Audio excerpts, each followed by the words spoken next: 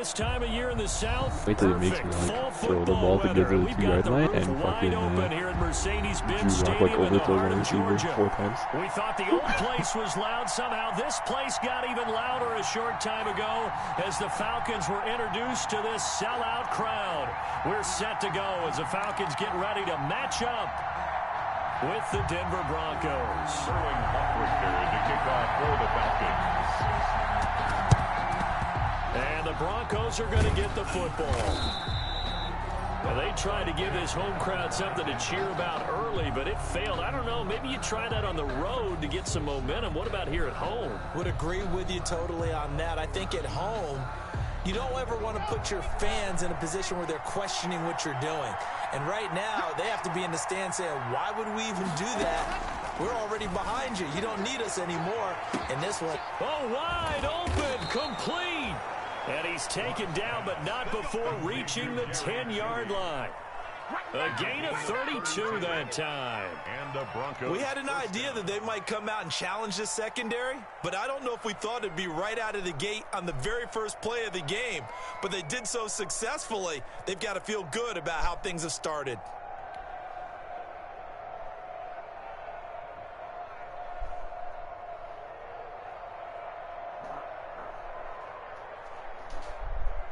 Oh yeah, one of the soul battle dudes. So not quite a first and goal. I think Herbert has a pretty high overall card. Not high, but. And he'll be brought down here at the 3-yard line. A good run there on first down, and it'll leave him with a 2nd and 2. Chill. Bro, Denver's nice. What are you talking about, bro? Everyone likes to run block. If you're an offensive lineman, nice early burst, nice gain too. Here's 2nd and 2 now from the 3. Now again, right side. Bellamy. And he'll go backwards, losing yardage to the 5. He lost 2 there, and it's 3rd down. That was well played there defensively. 2 tight ends in the formation, which essentially gave them 7 blockers up front. Hard to imagine with all that size and beef that they could let a tackler through, but that's exactly what happened. A loss resulted. The 3rd down battle won by Atlanta's defense. Solid coverage. Speed is the name of the game when it comes to RPOs. What? And sometimes you can be a little too quick. Not bad to read. Inaccurate, incomplete.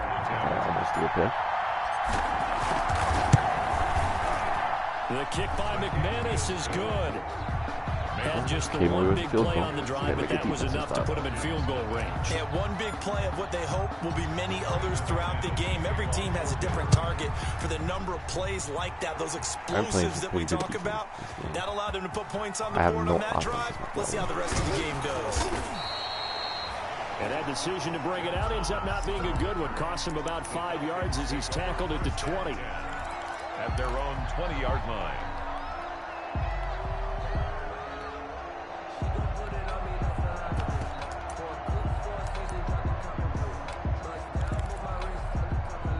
Ryan will bring the Falcons up now, 1st and 10 at their own 20-yard line. Here's the first carry now for Todd Gurley. Fights forward for only about a yard up to the 21. Ball carrier.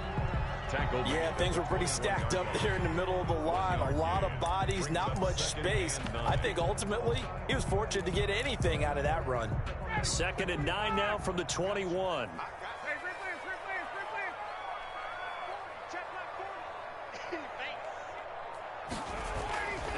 Now Ryan.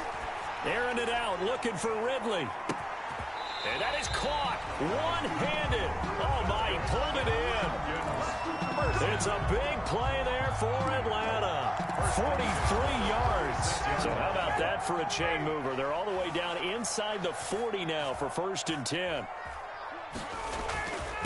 On the handoff, it's Gurley. And this will be a gain of 5 as he gets it to the 30. This running game so important for them, and they know that. It helped lead him to a victory last week when he was over 100 yards. Let's face it, it's their identity, and that's what they want to play to. They want to be that team that runs the ball really well each and every week, and right now we're seeing a pretty good pattern of that happening. A short gain here, maybe a yard to the 29. Bradley Chubb on the tackle. I know that speed is the hallmark of today's NFL game, but the key to good rushing defense is still having your linebackers set the edge. A nickel set defensively for the Broncos here on 3rd down. So I was asking myself all morning in Weekend League.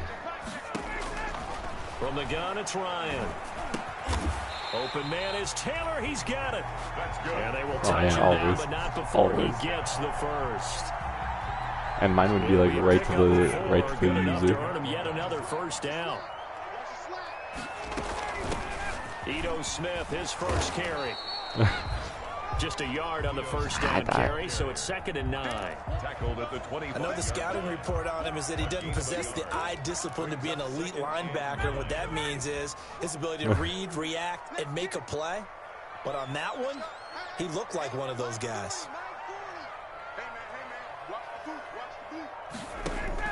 On 2nd and 9, Ryan. It's a short one here, complete to the tight end. They get him to the ground right on the cusp of the red zone after a pickup of 5 or 6. 5 yards, now it's 3rd and 5. Play number 7 now coming up on the drive. 3rd and 5. Now they'll toss to Gurley left. And they'll get him down about 3 yards short of the first. On the carry. Defensively, we always know that he is tough in run support, and I think the way that he gets there is he understands what an offense is going to do before the ball's even snapped. A great job of scouting prior to the game, then reading, reacting, and taking the right path to the ball carrier. Each team with a possession, each team with a field goal as the kick is away. Fielded a couple yards into the end zone. And he's up past the 20 to the 22-yard line. The Broncos take over 1st and 10 at their own 22-yard line. The Broncos onto the field, ready to start their next drive. Their drive last time, it stalled out. They were forced to take the short field goal. And the key phrase, you nailed it, forced to, because you know coaches look at these short field goals as a last resort, right? To them, that's not how drives are supposed to end. You're supposed to put 6 on the board. That's a consolation prize. Like going to the county fair, you don't get the big stuffed animal on that one, do you? No, you don't go top shelf. That's bottom shelf material. So after the incompletion, 2nd and 10 from the 22. Throwing again. Lock. He's got his big tight end, Fant.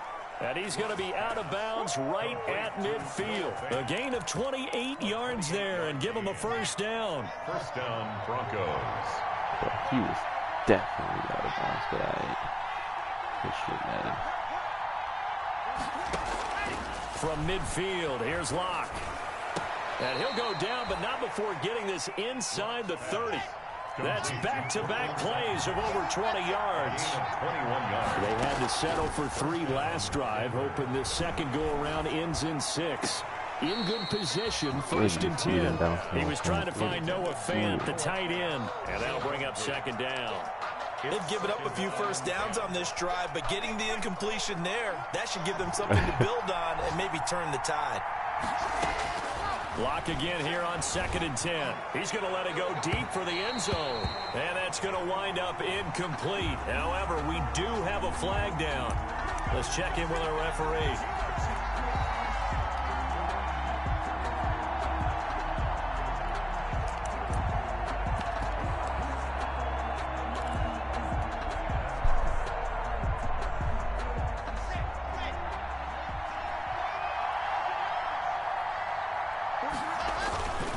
They'll try and run for it on 1st and goal. And he will fight his way into the end zone for a Bronco touchdown. Levante Bellamy, his 4th touchdown on the year. And the Broncos have taken the lead. It is good. Extra point from McManus is good. And the lead is now 10-3. After the touchdown, here's McManus now to kick it away. Taken about 7 yards deep. And Thomas just going to hold on to this one. It's a touchback. At their own 25-yard line. The Atlanta offense out there for their next drive. And, Charles, if the season ended today, and it's not going to, we still have December left. We're only in November, but they would be a wild card team, and that's great. They'd be in the playoffs, but you know they're trying to bump up to be one of those division leaders. That guarantees you at least one home game in the playoffs, and that's what you're really seeking. But there also isn't much margin for error for this team, right? Because right where they're sitting, a 2-game losing streak could have them out of the playoffs, so they've got to make sure they continue to keep the momentum going. Absolutely. There's some sharks smelling blood in the water behind them. Now he's going to swing this one out to his running back. And he gets this up across the 35 before he's out of bounds. It's a first down on a gain of 10. They ran that one well, and not only did they pick up a nice chunk of yardage on the screen, they sent a message to the defense. Rush the passer all you want, but you better be careful. We can hit you going back the other direction. A first down carry for Smith. And he's going to be taken down with a marker on the field. So let's see about the call. That hold coming from the middle of the line, the center. And it's difficult for him because sometimes you've got people right over you, and as soon as you snap it, trying to get your hands up and block them, you can be a little bit late getting it done. So following the hold, they're in a bit of a hole here with a 1st and 20. Following the penalty, it's Gurley. And he's going to lose yardage and be backed up to the 25. It's a loss of a yard there, and it's 2nd down. The running lanes have definitely not been there for him here in the first half, and I don't think it's all been his fault. His offensive line hasn't given him much space. A loss results there.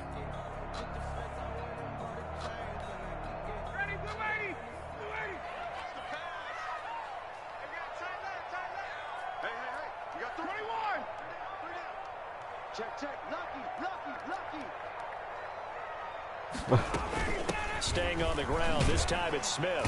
And he's upended after a gain of 2 out to the 27. Now a second timeout called for by the defense. So as they take it over, we step aside.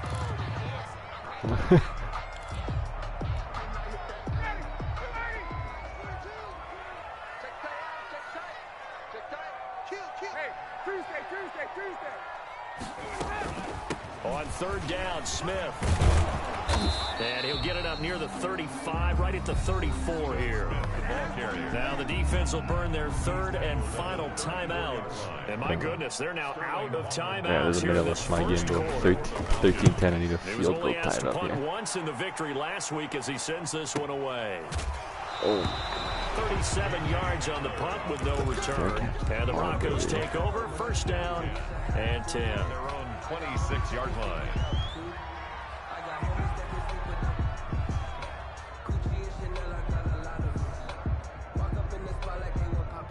The Broncos onto the field, ready to start their next drive. And for them, a touchdown their last go-around. Obviously, they'll be hoping to do that again. And when you start I'm facing it. for this drive, I'm facing like start actual thinking to yourself, person. okay, what are we going to do? You don't go away from what you did before because that worked, but you have to be prepared for wrinkles. And the Falcons get there. The Falcons get the sack. Down he goes. Tack McKinley. He's the one to get him, and that is sack number 7 for him on the year. Well, they're in some hot water now. After that sack, it's 2nd and 21. Block off of play action. And his throw's going to be incomplete. Cortland Sutton, first-time Pro Bowler. He was the intended target. And it's 3rd down. So many times when we talk about coverage, we're just about a defender running with a receiver, but a big part of it is understanding where the football is, finding it. In this case, when it arrived, it wasn't a surprise, and he was able to bat it away. Oh, he'll air this one deep for Judy. And that will be incomplete. Well, they weren't scared to let it fly, but it falls to the ground and brings up 4th down. 3 and out. 4th down.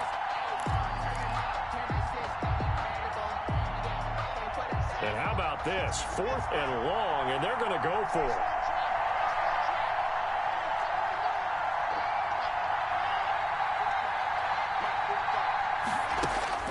They do go for it. It's Locke. And it is incomplete. Boy, a real head-scratcher there. And now the football's going to go over, already being placed at the 15-yard line. It's a turnover on downs.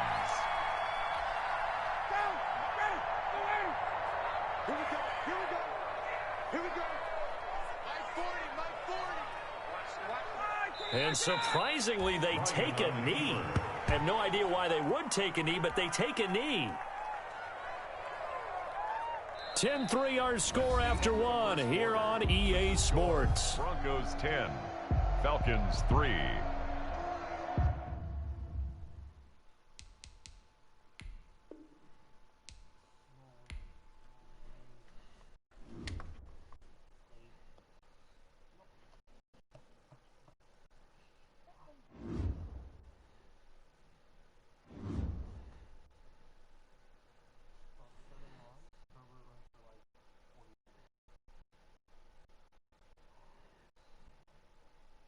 We're off right now on these guys. Off.